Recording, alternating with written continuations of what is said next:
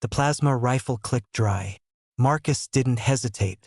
He dropped the useless alien weapon, his work jacket already heavy with a sickening mix of silver Siltari fluid and his own red blood. The breached flagship bridge burned behind him. He stepped forward and drove his bare fists into the towering Krell border's armored throat. What happens when the galaxy's most ruthless invaders meet the universe's most stubborn species? Stick around and subscribe to find out just how hard a human can hit. The cracked thermal coffee mug had still been piping hot 3 weeks ago, clutched in Marcus's calloused hand when he first stepped off the Terra freighter onto the besieged dirt of Auros 9. Vale, a senior Siltari aide, watched the newcomer with mounting confusion. Siltari physiology was elegant, built for intellectual endurance and deep thought processing, not brute labor. Yet this Terran, Marcus Vance, moved through the overwhelmed triage center like a machine that didn't know how to power down. Marcus had come looking for his sister, Elena, a technician stationed at the med hub. He found her knee-deep in wounded soldiers. Instead of pulling her away to the evacuation transports, he simply took off his jacket, set his cracked thermal coffee mug on a nearby supply crate, and started lifting. Vale documented the casualties from the observation deck. He watched Marcus hoist a paralyzed Siltari infantryman, a being almost twice his mass, over his shoulder. The human's jaw tightened. The cords in his forearms strained beneath the skin, releasing and contracting in a rhythm that made Vale's data stylus pause. Humans were a frail species, mathematically speaking. They lacked the exoskeleton plating of the Krell or the regenerative biogel of the Siltari. But they possessed a completely irrational defect. They simply ignored their own physiological limits. For 3 solar cycles, the planetary defensive perimeter held. Vale tracked the incoming Krell armada on the tactical grid, watching the red blips multiply. The invasion force was pushing toward the city limits. Panic rippled through the civilian queues, a chaotic hum of frightened voices. Then the sirens shrieked. Krell bombers breached the upper atmosphere. The air pressure dropped rapidly, popping loudly in Vale's auditory canals. The ceiling of the triage center groaned. Dust rained down, coating the sterile floor in a fine gray powder. The primary evacuation route, a reinforced subterranean tunnel, was choked with Siltari children. Vale was guiding the last group toward the heavy metal hatch when the first bomb hit the adjacent city block. The kinetic shockwave threw Vale violently to the ground. The ceiling's main support strut fractured. Tons of twisted metal and ferroconcrete shrieked, collapsing directly over the tunnel entrance. The children froze, their ocular clusters wide with terror. Vale couldn't reach them in time. No one could, except the human. Marcus didn't run away from the falling debris. He ran directly under it. He planted his heavy boots, raised his hands, and caught the descending structural beam. The massive impact drove Marcus to his knees. Vale watched the human's face contort into a mask of pure, ugly agony.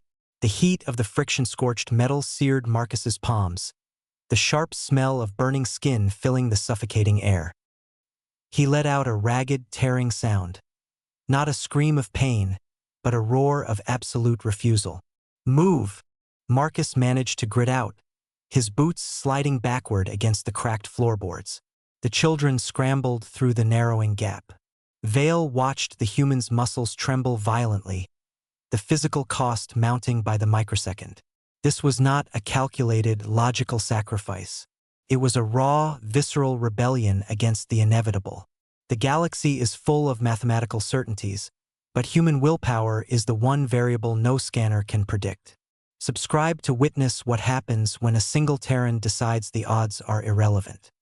Once the last child cleared the gap, Marcus threw his weight sideways, letting the crushed ceiling slam against the floor. He collapsed, clutching his charred hands to his chest, gasping for air that tasted of pulverized stone. Hours later, the dust settled enough for the relief shuttles to land. Vale transmitted his frontline combat report directly to the capital world, Siltaris Alpha.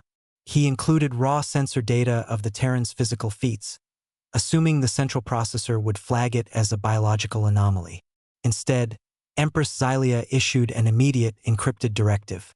She demanded the human's extraction to her flagship, the Obsidian Star. The journey to the capital was a blur of medical interventions. By the time they reached the war room of the flagship, Marcus's hands were wrapped in thick regenerative bandages. He stood beside his sister, Elena, glaring at the holographic projection of the Krell Armada. Vale stood at the edge of the circular table, observing the Siltari High Command. The generals, draped in elegant ceremonial armor, were calculating mathematically acceptable surrender conditions.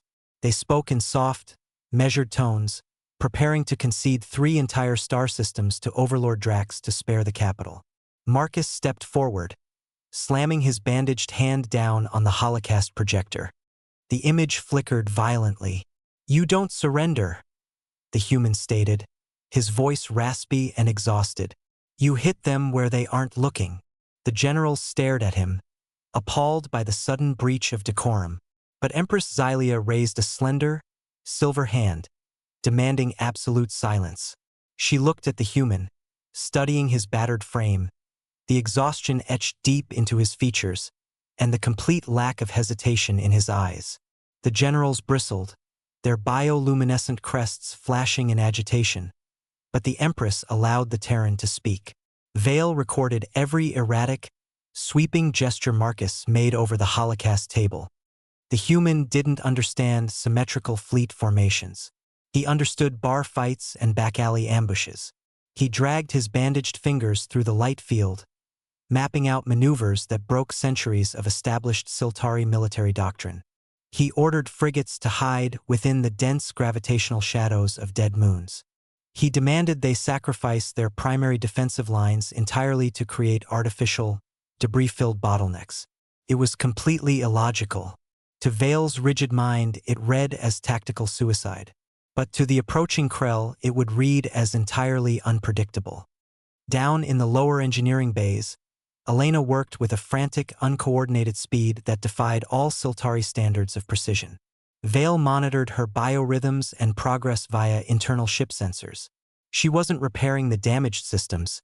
She was actively cannibalizing them. She stripped the flagship's long-range communication arrays, hastily soldering wires and rerouting the primary power cells to broadcast concentrated, localized sonic bursts. The internal feeds showed her wiping sweat from her brow, muttering in her harsh Terran dialect. When the Krell Armada finally breached the planetary orbit, the void beyond the viewports illuminated with blinding flashes of plasma fire. Vale stood paralyzed by the main observation deck. The Siltari fleet, executing Marcus's chaotic directives, didn't hold the line. They scattered like frightened prey. The strict, mathematical Krell formations immediately broke apart to pursue, their commanders utterly confused by the lack of traditional, honorable resistance. Then, Elena triggered the modified array. The sonic frequencies were invisible, but Vale saw the results on the tactical grid.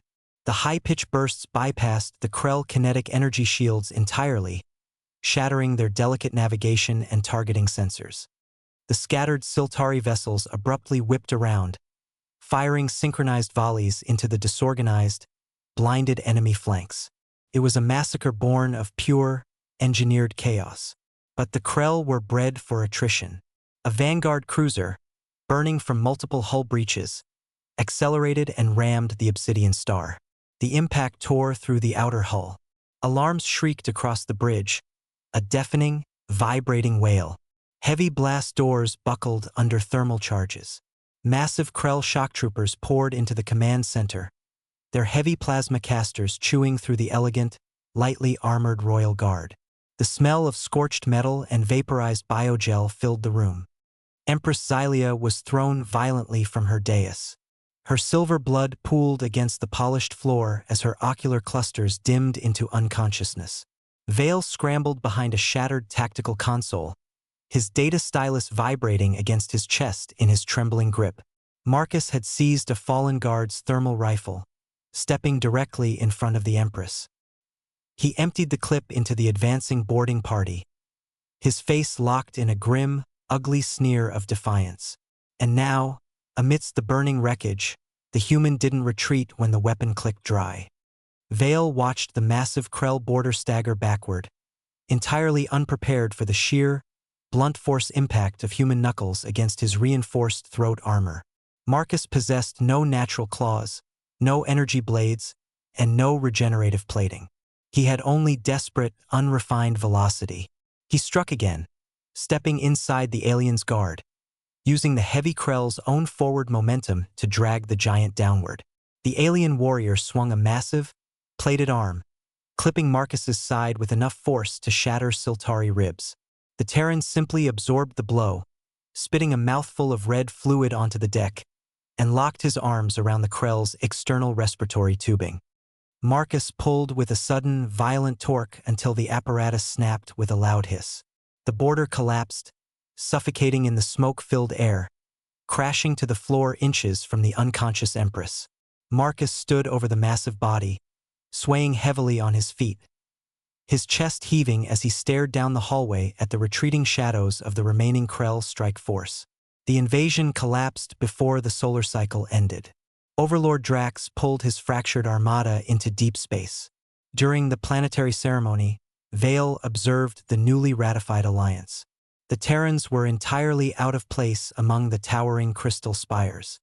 Later, Vale found Marcus and Elena standing quietly on a high balcony, looking out over the illuminated capital. Resting on the ornate, millennia-old silver railing was Marcus's cracked thermal coffee mug, its cheap plastic scarred, holding its place perfectly beside the stars. What mundane piece of home would you carry into a galactic war? Subscribe to explore more uncharted corners of the universe with us tomorrow.